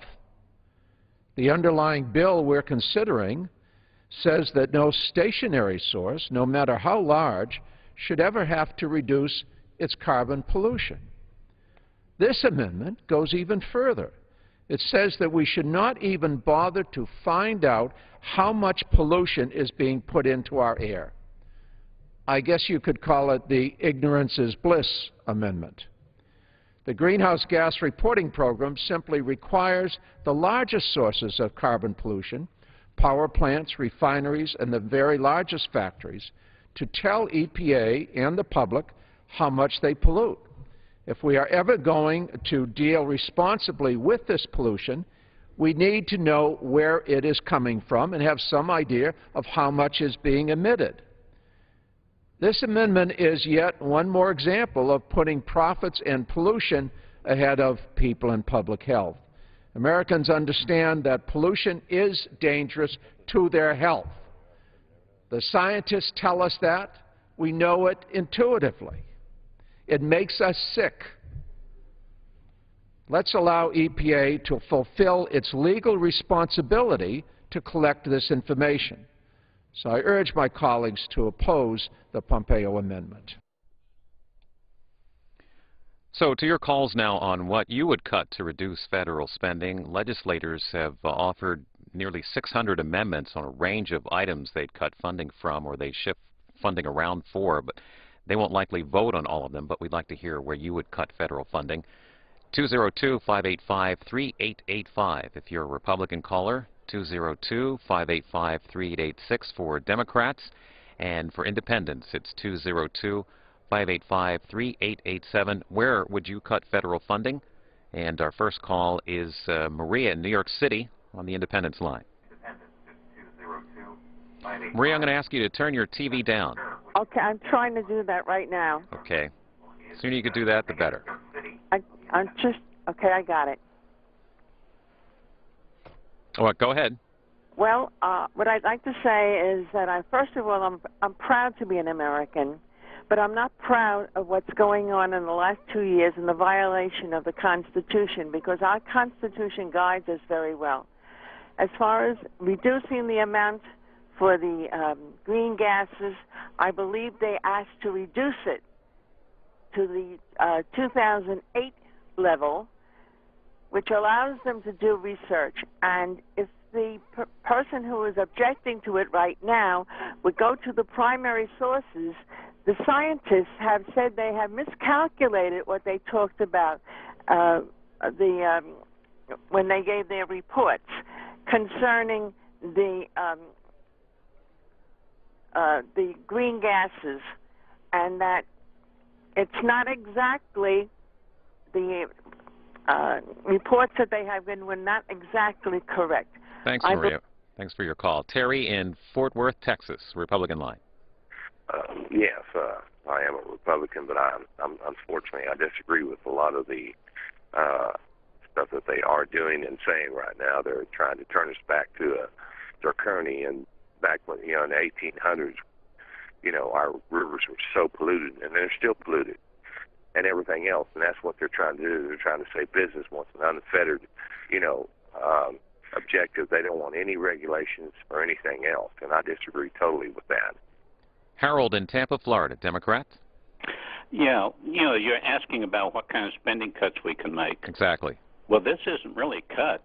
I think what the federal government should do is, however much money a person has paid into Social Security, that is all that they should be receiving when they do retire, because the federal government chose not to invest that with any interest or anything. So why are we receiving more money than we paid in? So how would you make that cut then? Very simple. I just change the law and say everybody that's going to retire on Social Security, all you get is exactly what you paid into Social Security. Thanks, Harold. Larry in Bowling Green, Ohio, Independence line. Hi, my name's Larry, and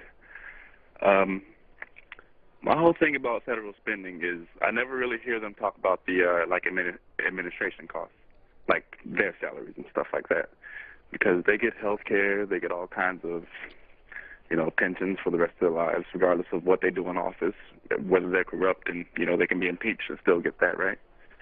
So I think that's a major thing we need to consider cutting. Julie, St. Joseph, Missouri, Republican. Good morning. First of all, I would abolish the education system, the federal education, and I would cut into the EPA, and I would recommend that Obama's czars that are unconstitutional be eliminated, and we could save a lot of money in the White House. On to Linda in New Haven, Indiana, and you're on the Democrats line. Hi, good morning. I think my opinion of where we can cut our budget is federal aid, oversee federal aid, foreign aid to these countries that don't really need it. Look at Egypt, for example. Here we have this, quote, dictator that has all these billions of dollars. Where did he get that? I mean, they have oil resources, they have the Suez Canal. I'm not saying we should cut out aid to countries that need it, but countries like this, look how much money we can save and take that money and put it back and invest it in our own country. Bill in New York, calling on the Independence line. Thanks for taking my call. What would you cut? I think ultimately the solution is going to be attacking the mandatory spending, which isn't going to come until fiscal year 2012. But I just wanted to say one area that we should not cut is with respect to financial regulations, specifically the Securities and Exchange Commission. That is crucial to capital formation, and it's really a penny-wise, pound-foolish move on the part of the Republicans.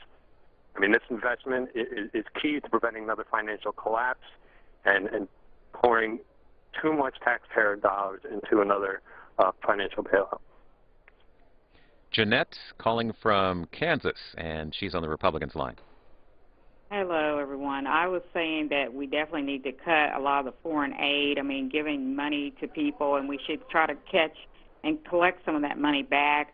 They should not allow these companies who were predatory lenders to be able to capitalize and write off the 100% of the houses that were foreclosed on.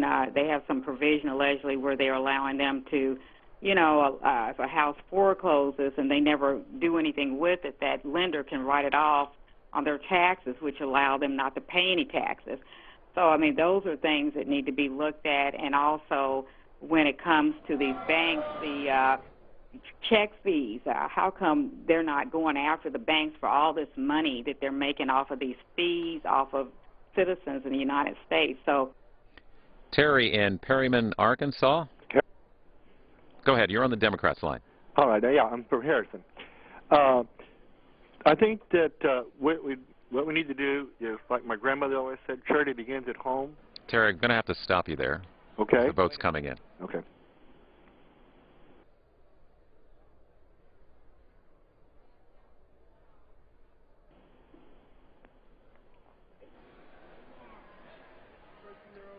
Terry, go ahead and finish your thought if you're still with us. All right. Yeah, I was just going to say that my grandmother said that charity began at home, and I think that what we need to do is pull back our foreign aid right now, especially from these countries that are in the Mideast that have terrorists that are attacking us. And you know what? We take that money, we spend it on the deficit we have here, and if we have anything left over, then we go back and help. No other country gives out all their money and then expects their people to do without, except for the United States.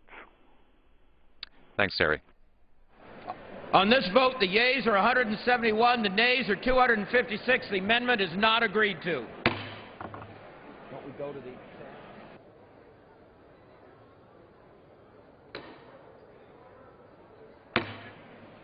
committee will be in order.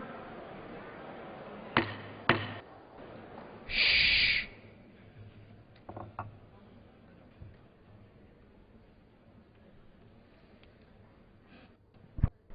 Committee will come to order.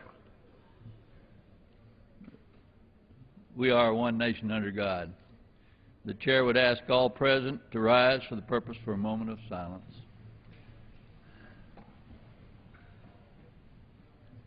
Chair asks that the committee now observe a moment of silence in remembrance of our brave men and women in uniform who have given their lives in the service of our nation in Iraq and Afghanistan and all over the world, and their families, and of all who serve in our armed forces and their families.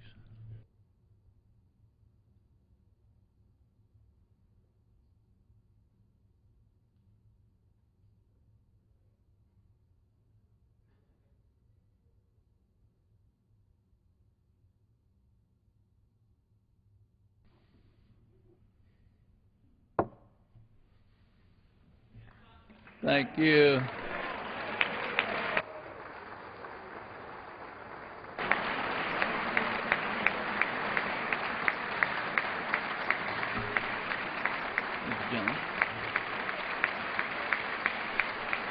Thank you. House, come to order.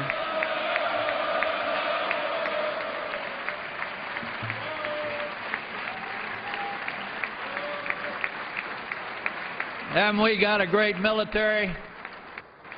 Chair asks for order. Chair recognizes the Speaker. Present the Speaker out of order for 1 minute. Gentleman's recognized. Mr. Speaker, my colleagues, you should know that 38 years ago today, Sam Johnson stepped off a plane in Texas after being held as a prisoner of war for 7 years in Vietnam. He's a great American. I yield back.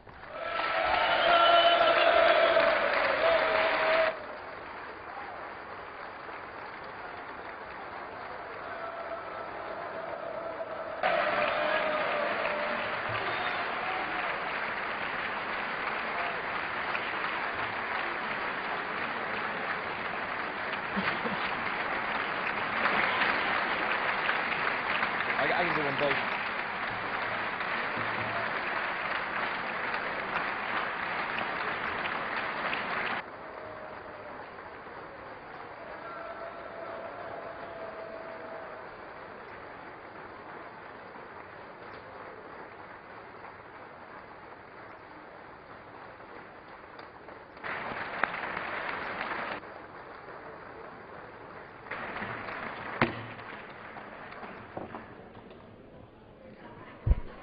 Without objection, 2-minute voting will continue. The unfinished business is the request for recorded vote on amendment number 196, printed in the congressional record, offered by the gentleman from Michigan, Mr. Wahlberg, on which further proceedings were postponed, on which the noes prevailed by voice vote. The clerk will redesignate the amendment. Amendment number 196, printed in the congressional record, offered by Mr. Wahlberg of Michigan. A recorded vote has been requested. Those in support of request for recorded vote will rise and be counted. A sufficient number having arisen, a recorded vote is ordered. Members will record their votes by electronic device. This will be a 2-minute vote. Well, you saw the House there hold a moment of silence for service members in Iraq and Afghanistan as we begin a round of 2-minute amendment votes on federal spending. This is the Wahlberg of Michigan amendment that would reduce by about $21 million the bill's funding for the NEA, the National Endowment of the Arts and Grants.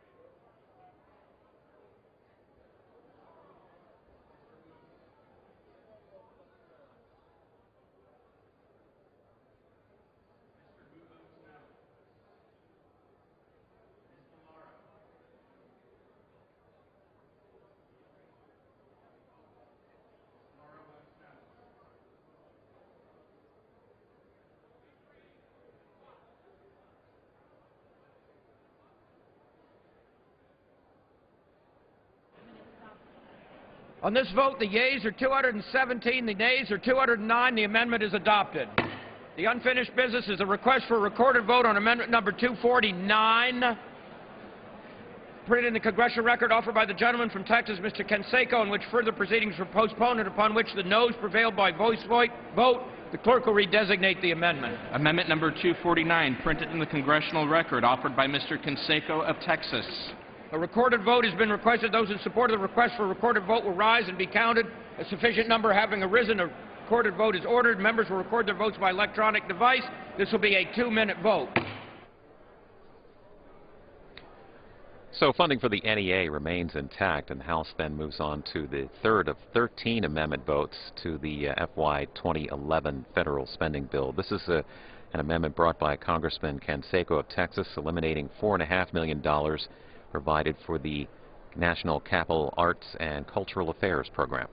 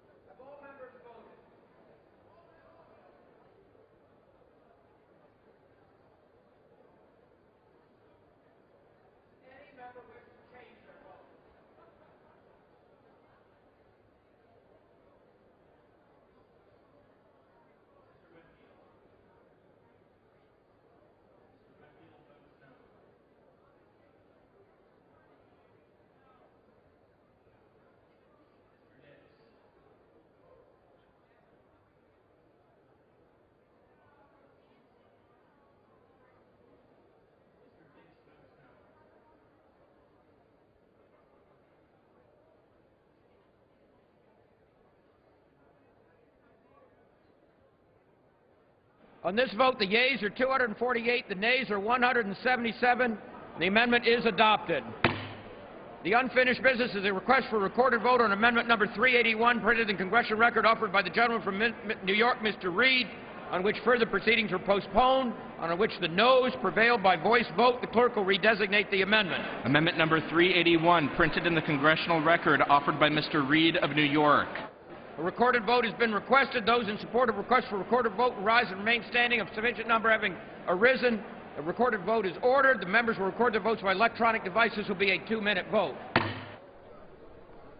So a quick clarification as 2-minute voting continues on the floor of the House. Funding for the NEA, that $20.6 million in the previous amendment, was passed, so funding to the NEA is cut. The House now moving on to the fourth of 13 amendments in the FY 2011 federal spending bill. This is an amendment brought by Congressman Reed of New York, eliminating $15 million provided for the Presidio Trust Fund.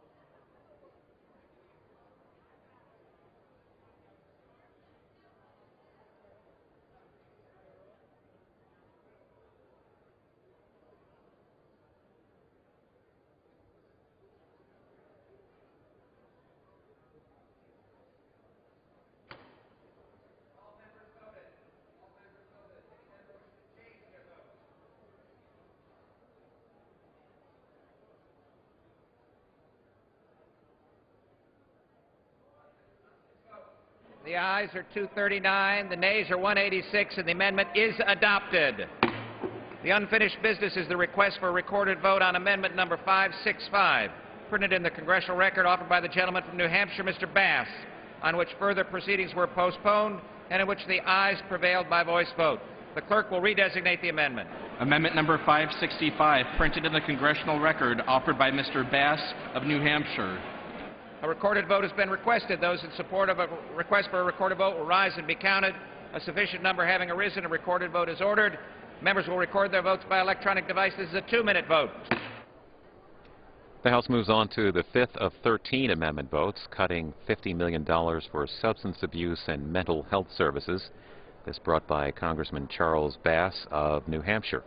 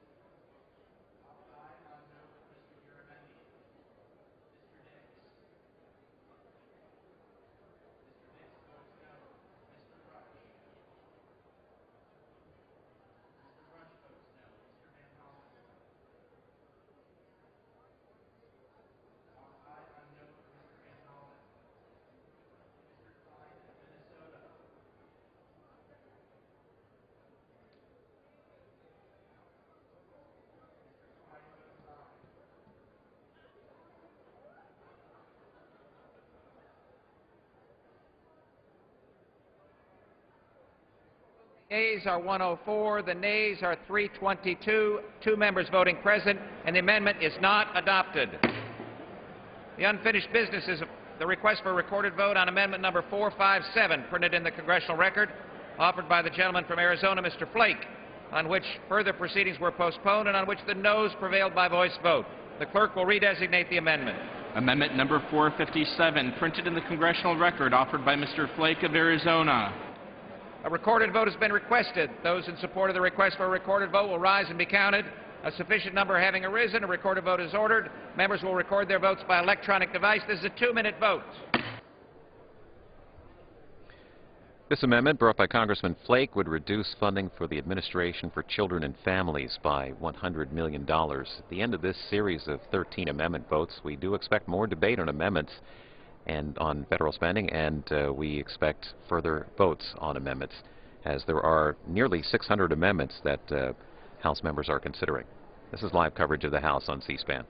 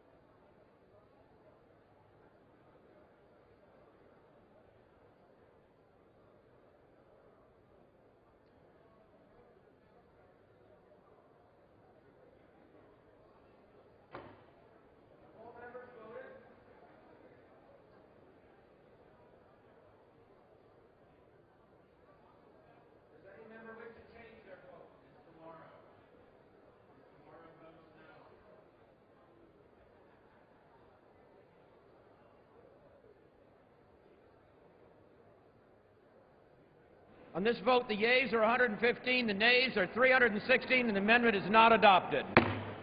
The unfinished business is the request for a recorded vote on the amendment number 276, printed in the congressional record, offered by the gentlewoman from Washington, Mrs. McMorris Rogers, on which further proceedings were postponed and on which the ayes prevailed by voice vote. The clerk will redesignate the amendment. Amendment number 276, printed in the congressional record, offered by Mrs. McMorris Rogers of Washington. A recorded vote has been requested. All those in support of the request for a recorded vote will rise and remain standing.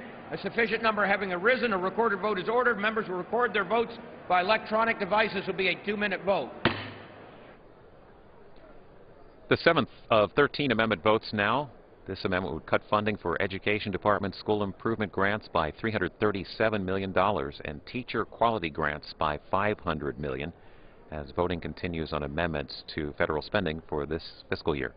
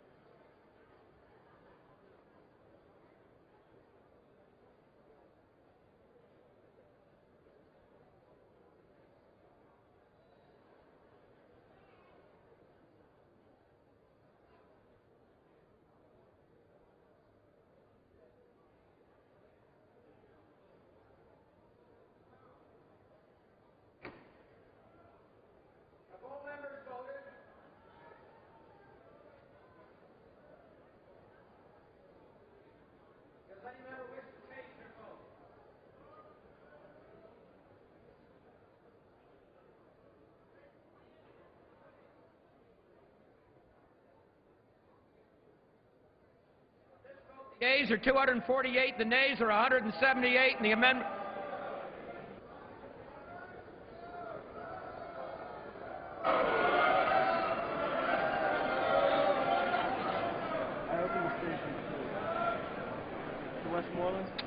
Mr. Westmoreland.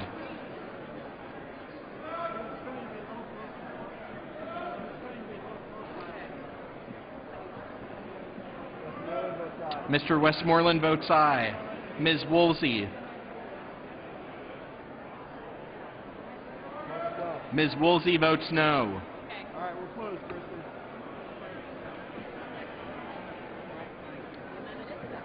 On this vote, the yeas are 249, the nays are 179. The amendment is adopted. The unfinished business is the request for recorded vote on amendment number 532, printed in the congressional record offered by the gentleman from Alaska, Mr. Young, in which further proceedings were postponed, and in which the ayes prevailed by voice vote. The clerk will redesignate the amendment. 532, printed in the congressional record, offered by Mr. Young of Alaska. Those in support of a recorded vote will rise. A sufficient number having arisen, a recorded vote is ordered. Members will record their votes by electronic devices. Will be a 2-minute vote.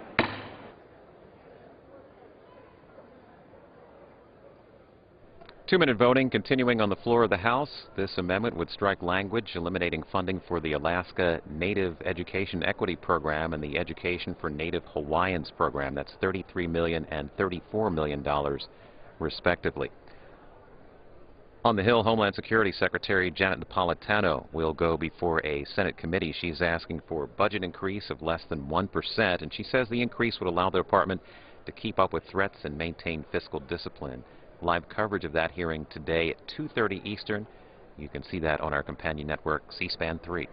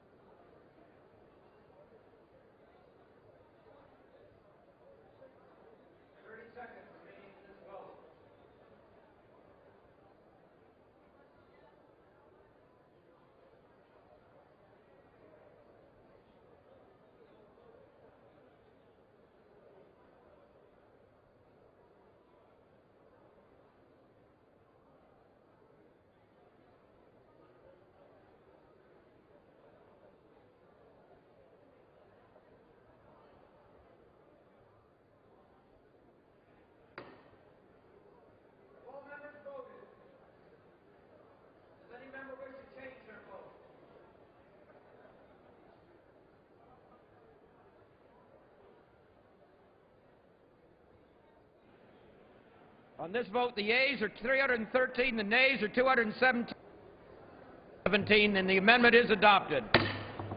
The unfinished business is the request for recorded vote on amendment number 410, printed in the congressional record offered by the gentleman from Georgia, Mr. Price, upon which further proceedings were postponed, and in which the ayes prevailed by voice vote. The clerk will redesignate the amendment. Amendment number 410, printed in the congressional record, offered by Mr. Price of Georgia. A recorded vote has been requested. Those in support of the request for recorded vote will rise and be counted. A sufficient number having arisen, a recorded vote is ordered. Members will record their votes by electronic devices. Will be a 2-minute vote.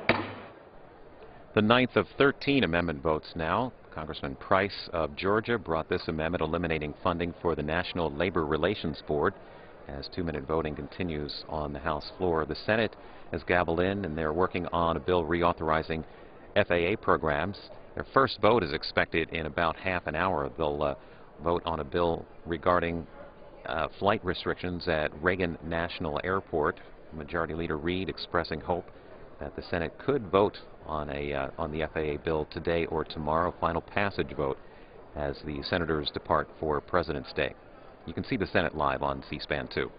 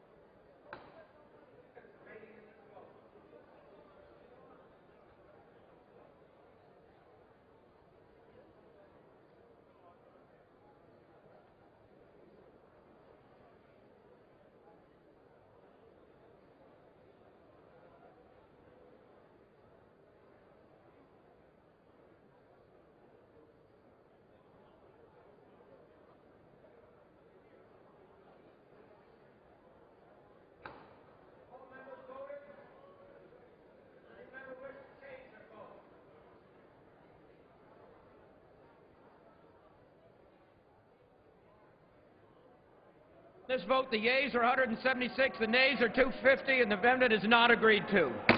The unfinished business is a request for a recorded vote on amendment number 100, is printed in the congressional record, offered by the gentleman from New York, Mr. Weiner, in which further proceedings were the noes prevailed by voice vote. The clerk will read. Record offered by Mr. Weiner of New York. A recorded vote has been requested. Those in support of the request will rise and remain standing. A sufficient number having arisen, a recorded vote is ordered. Members will record their votes by electronic device. This will be a 2-minute vote. With this amendment, $42.7 million would be cut from the funding for the U.S. Institute of Peace here in Washington. This is the 10th of 13 amendments, an amendment offered by Congressman Weiner of New York.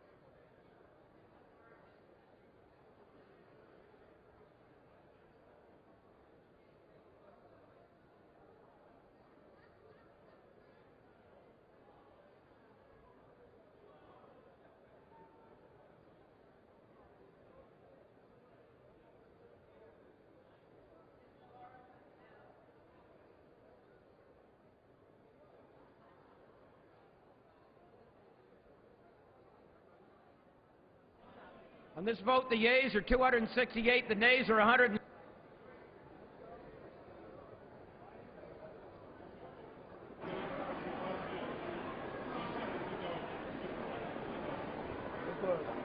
On this vote, the yeas are 268, the nays are 163. The amendment is adopted. The unfinished business is a request for a recorded vote on amendment number 248, printed in the congressional record, offered by the gentleman from Texas, Mr. Canseco, on which further proceedings were postponed, and on which the noes prevailed by voice vote. The clerk will redesignate the amendment. Amendment number 248, printed in the congressional record, offered by Mr. Canseco of Texas. Recorded vote has been requested. Those in support of the request for a recorded vote will rise and be counted.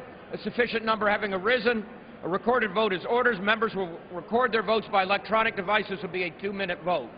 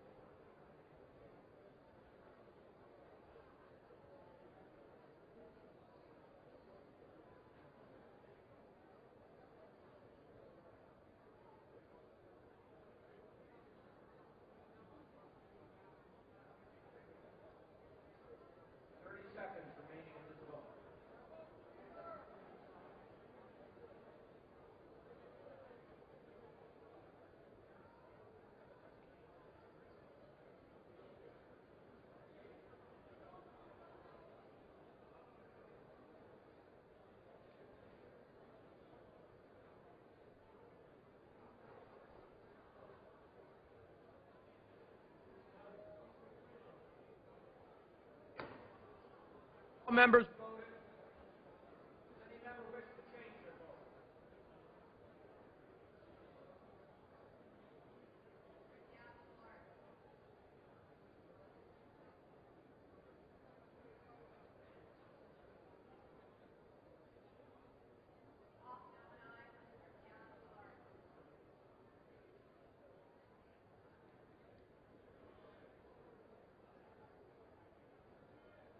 In this vote, the yeas are 274, the nays are 155. The amendment is adopted. The unfinished business is the request for recorded vote on amendment number 29, printed in the Congressional Record, offered by the gentleman from Nevada, Mr. Heller, in which further proceedings were postponed, and in which the noes prevailed by voice vote. The clerk will designate the amendment. Amendment number 29, printed in the Congressional Record, offered by Mr. Heller of Nevada. Recorded vote has been requested. Those in support for request for recorded vote will rise and remain standing. A sufficient number having arisen, a recorded vote is ordered. Members who record their vote by electronic devices will be a 2-minute vote. Republicans still trying to cut $61 billion from the budget covering the rest of this fiscal year. After this series of votes, we expect more amendments. It's about $1.2 trillion in federal spending. This spending bill, and it funds the Pentagon, the wars in Iraq and Afghanistan, and the operating budgets of every cabinet agency. Right now, the 12th of 13 amendment votes. The Heller amendment would cut $211 million from multilateral assistance for a number of different international agencies.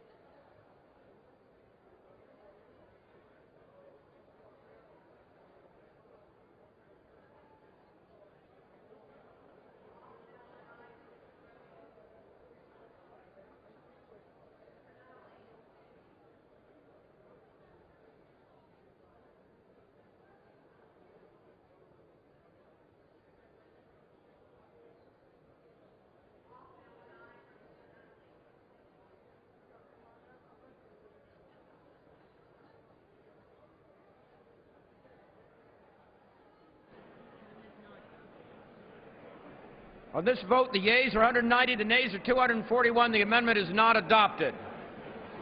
The unfinished business is the request for recorded vote on amendment number 43, printed in the Congressional Record, offered by the gentleman from Texas, Mr. Sessions, in which further proceedings were postponed, on which the ayes prevailed by voice vote. The clerk will redesignate the amendment. Amendment number 43, printed in the congressional record, offered by Mr. Sessions of Texas.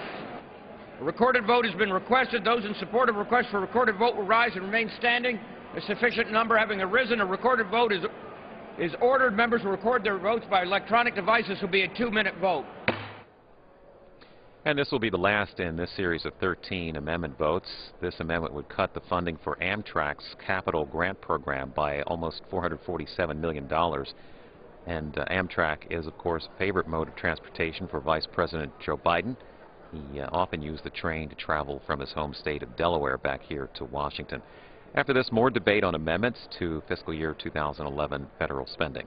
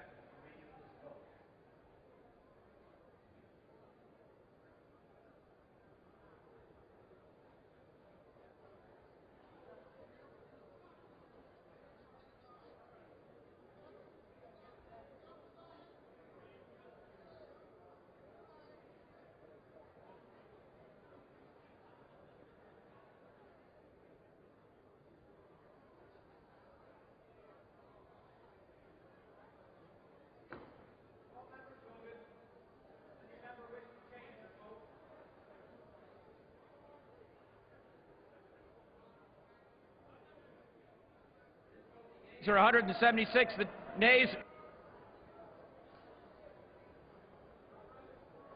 Mr. Waxman.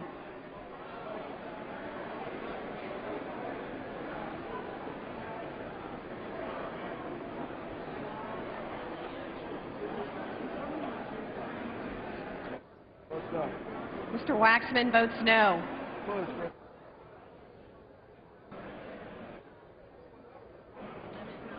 On this vote, the yeas are 176, the nays are 250. The amendment is not adopted. Committee will be in order.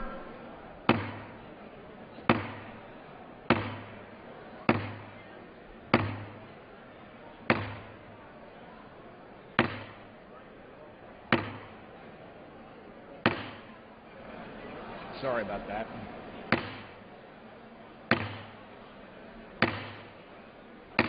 House will be in, committee will be in order.